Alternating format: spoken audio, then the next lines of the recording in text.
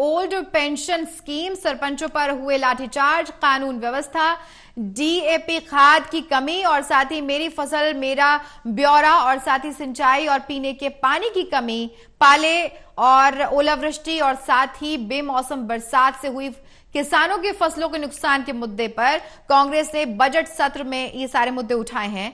और पूर्व मंत्री एवं कांग्रेस विधायक किरण चौधरी ने 50,000 रुपए प्रति एकड़ फसलों के हुए नुकसान का किसानों को मुआवजा देने की सरकार से मांग की है। वहीं उन्होंने प्रदेश की आर्थिक स्थिति पर भी सवाल उठा दिए हैं और कांग्रेस ने बजट सत्र में क्या मुद्दे उठाए हैं, इसके अलावा इस बारे में पूर्व मंत्री एवं कांग्रेस विधायक किरण चौधरी से खास बातचीत की है हमारे ब्यूरो चीफ अनिल कुमार ने। वो क्या कह रहे हैं बातचीत में, सुनते हैं। 2 चरणों में चले बजट सत्र में कांग्रेस ने क्या मुद्दे उठाए, इस मेरे साथ हैं पूर्व मंत्री एवं कांग्रेस विधायक किरण चौधरी। इनसे जानते हैं कि बजट सत्र में कांग्रेस ने क्या मुद्दे उठाए हैं। जी, बजट सत्र के अंदर ये जो ज्वलंत मुद्दे आज के दिन हैं वो हमने सारे के सारे उठाए। मसलन ओल्ड पेंशन स्कीम जो है, जो बंद कर दी गई है, सारे सरकारी कर्मचारी जो हैं पूरे सड़कों के ऊपर उतर के आए, जिसका पूरी कहते हैं ना ज़िंदगी की जो है कमाई जो होती है ये है कि भाई आखिरी में जाके उसको पेंशन मिलेगी, वो उसकी बंद कर दी जाती है। और स्टेट वेलफेयर अपने आप को कहने के अलावा कि स्टेट वेलफेयर जो है वो लोगों के लिए है, वो वेलफेयर ही ख़त्म कर रही है। तो ये जो है एक बहुत बड़ा मुद्दा है और ये हमारे कर्मचारियों के साथ जुड़ा हुआ ही नहीं, उनकी सारी फैमिलीज़ के साथ जुड़ा हुआ मुद्दा है। तो ये इसको हमने जोर शोर से उठाया। पाले से आपने देखा कि जो है 87,000 हेक्टेयर ज़मीन जो है, इन्होंने खुद उसका आकलन करा था, वो पूरी तरह से ख़राब हो गई, अगेती फसल भी, पिछेती फसल भी। और अब जो है ये ओलावृष्टि और जो ये बारिश हुई है, इससे तो सारा का सारा सब कुछ नष्ट हो गया है। सो सारी जो है पहले इनका तो इसलिए मैंने मुआवजा डिमांड करा कि 50,000 रुपये प्रति एकड़ जो है इनको मुआवजा मिलना चाहिए, क्योंकि सारी फसलें ख़राब हो गई हैं। इससे पहले जो कॉटन की फसल ख़राब हुई थी पिछले साल, उसका मुआवजा इन्होंने अभी तक नहीं दिया है। और तब जो है किसानों ने जब एजिटेशन करा था और ये करी थी, तब ये कहा गया था कि हम तुरंत दे रहे हैं, वो मुआवजा अभी तक नहीं आया है। तो किसान जो है उसकी फसल मरती जा रही है, लगातार उसकी फसलें मर रही हैं और ये मुआवजा जो है सरकार दे नहीं पा रही है। तो इससे तो बिल्कुल ही हमारी जो खेती बाड़ी का जो सिलसिला है, जिसके ऊपर हमारे प्रदेश की इकोनॉमी निर्धारित है, वो पूरी तरह से पिट गई है।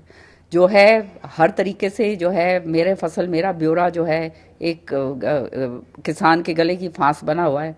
कहते हैं सब कुछ अपलोड करवाओ। अब कल भी ये बात कहा गई कि जहाँ जहाँ फसल का नुकसान हुआ है उसके ऊपर वो पोर्टल के ऊपर अपलोड करो। अब पोर्टल चलते नहीं हैं, पोर्टल के ऊपर आधा करवा सकते हैं, आधे नहीं करवा सकते। अब इतने सारे के सारे रश करेंगे उस पर पोर्टल पे अपलोड करवाने के लिए, पोर्टल जो है वो कोलैप्स हो जाते हैं, तो आधे लोग तो वैसे ही वंचित रह जाते हैं।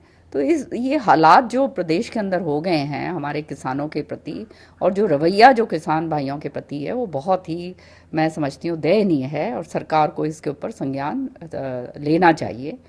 जो इनकी डीएपी की खाद है वो समय पे नहीं मिलती, और जब लेने जाते हैं मारा मारी के बाद मुश्किल से एक कट्टा मिलता है, तो वो कट्टे के साथ जबरन जो है ये जिंक या कोई और कीटनाशक दवाई या पता नहीं क्या क्या जो है जिसको किसान की ज़रूरत नहीं है वो थोपी जाती है। सो ये सारा का सारा सिलसिला जो है परेशानी का बहुत ज़बरदस्त जो है सबब बन रहा है। साथ में आपने देखा कि किस तरह से हमारे जो सरपंच हैं, चुने हुए प्रतिनिधि हैं, उनके ऊपर किस तरह से बर्बरता से जो है डंडे बरसाए गए। अब जो है उनके साथ बातचीत हो रही है, क्या है अंत में क्या करते हैं जाके, लेकिन जो चुने हुए प्रतिनिधि हैं उनके साथ इस तरह से बर्ताव करना सरकार को शोभा नहीं देता। और इसमें लोगों के अंदर, पूरे हरियाणा के अंदर बहुत ज़बरदस्त रोष है। लॉ एंड ऑर्डर जो है, कानून व्यवस्था इतनी बुरी तरह से चरमरा चुकी है।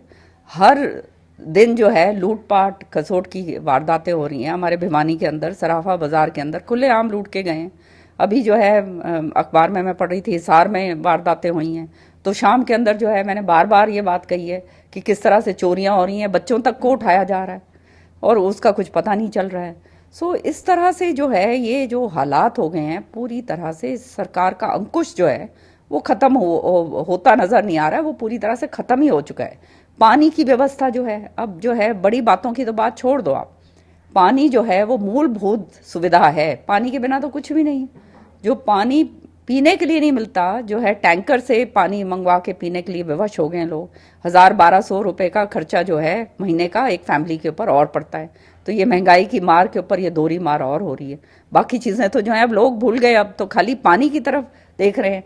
सिंचित पानी के लिए सरकार बार बार दावे ये करती है, जो इसका एग्रीकल्चर मिनिस्टर है बार बार ये कहता है टेल तक पानी जाता है, टेल तक पानी जाता है। सारा मैंने पूरा पढ़ के बताया कि हमारा जो भाखड़ा के नीचे जो सारा जुई फीडर और ये सारे जितने सारे फीडर्स हैं उनके अंदर पानी पर्याप्त मात्रा में नहीं आ रहा। 1/3 जो हमें मिलना चाहिए पानी, उसका 1/3 हिस्सा हमारे को मुश्किल से मिल रहा है। तो ये इस तरह की खुलेआम जो झूठी बात कही जाती है सरेआम, और वो सरकार का मंत्री कहे और वो भी सदन पटल के ऊपर कहे, तो इससे बुरी बात और क्या हो सकती है। तो आप ये जो है पूरी तरह से है सरकार जो है इन अ वे एक्सपोज ही हो गई है लोगों के आगे। मैडम, जो बजट मुख्यमंत्री ने पेश किया है और सर्वसम्मति से उसको पास भी किया गया है, तो बजट को कैसे देखते हो आप? अब बजट तो पेश हुआ है और पास भी होगा, क्योंकि आंकड़े जो हैं लोग वो कहते हैं ना, नंबर्स इनके पास हैं। सच्चाई में आज हम बहुत ज़बरदस्त कर्जे के अंदर डूबे हुए हैं। जो है आंकड़ों की बाजीगरी करी जा रही है, बार बार ये मैंने कहा है कि इधर से उधर उधर से इधर। सच्चाई जो है वो बहुत इससे दूर है, और नतीजा ये है कि आज जो है इतना ज़बरदस्त कर्जे में हम डूबे हुए हैं कि कर्जा को निपटाने के लिए कर्जा लिया जा रहा है। जो केंद्र सरकार है, डबल इंजन की सरकार का है, वहाँ भी और यहाँ भी, वहाँ से भी हमारे को जो पूरा पैसा मिलना चाहिए वो लेने में हम असमर्थ हो रहे हैं। तो क्या कहाँ पे रह क्या गया? अब जो है जितनी जो मेन चीज़ें हैं जहाँ पर बजट का एलोकेशन जहाँ ज़्यादा होना चाहिए वहाँ पे घटा के खड़ा कर दिया है। एजुकेशन में घटा दिया है, सोशल वेलफेयर में घटा दिया है, जहाँ गरीबों का वास्ता होता है वहाँ पे बहुत ज़बरदस्त कटौती कर दी है। जहाँ खाने पीने की जो है लोगों के लिए जो गरीब को जो राशन वितरण करना है वहाँ पे पूरी तरह से कटौती कर दी है। हेल्थ के ऊपर कटौती कर दी है।